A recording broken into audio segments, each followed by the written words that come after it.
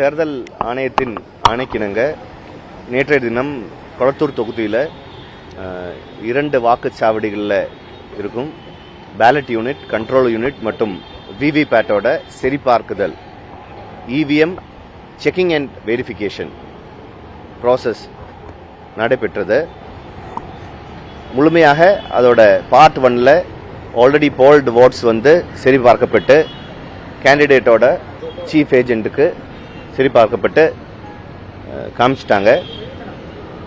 அதுக்கு பிறகு preliminary Mach போல், அதுக்கு பிறகு டீடைல்டு மாக் போல் 500க்கும் மேலான மாக் போல் எண்ணிக்கை செய்து அதுவும் சரிபார்க்கப்பட்டு விவிபேட்டோட எண்ணிக்கையும் சரிபார்க்கப்பட்டு நேற்று தினம் இருந்த 2 வாக்குச்சாவடிகளும் முழுமையாக 100% வெரிஃபை பண்ணியிருக்காங்க.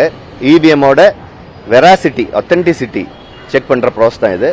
முழுமையாக அது முடிவடைந்தது நேற்றுக்கு. இன்னைய தினம் வாக்குச்சாவடி போலிங் பூத் 17 மற்றும் 28 ஆகிய 2 வாக்குச்சாவடிகளின் control unit, ballot unit and VVPAT சரிபார்க்கும் பணி நடைபெற்று வருகின்றது.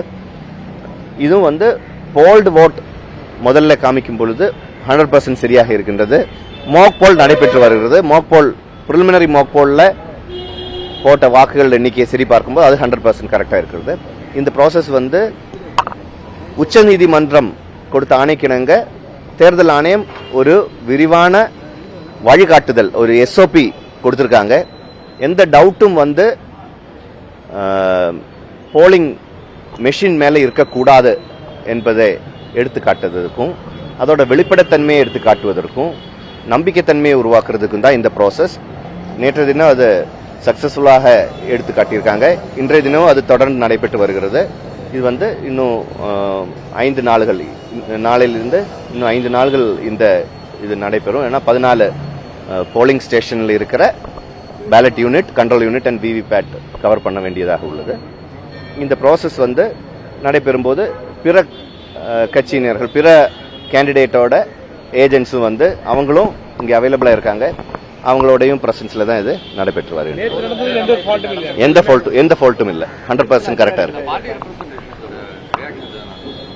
அது இல்ல, அவங்க சாட்டிஸ்ஃபைடா அவங்க கையெழுத்து போட்டே கொடுத்துருக்காங்க. சாட்டிஸ்ஃபைடா அந்த சர்டிபிகேட்ல அவங்க அவங்களோட ஒப்புதலும் பெற்றிருக்காங்க.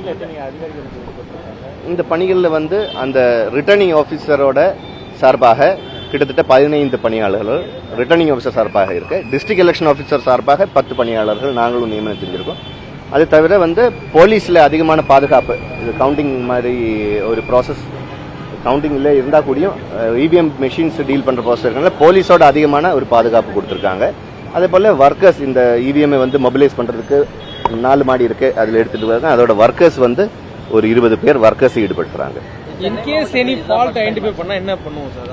இது வரைக்கும் அந்த மாதிரி எந்த ஃபால்ட்டும் தேர்தல் ஆணையத்தோட இதுல கண்டுபிடிக்கப்பட்டதில்லை. அதுக்கு கிளியரான வழிமுறைகள் இருக்கின்றது. அந்த மாதிரி ஏதாவது technical or clerical or any other fault இருந்தால் தேர்தல் ஆணையத்தோட நோட்டீஸுக்கு அது கொண்டு போகப்படும்.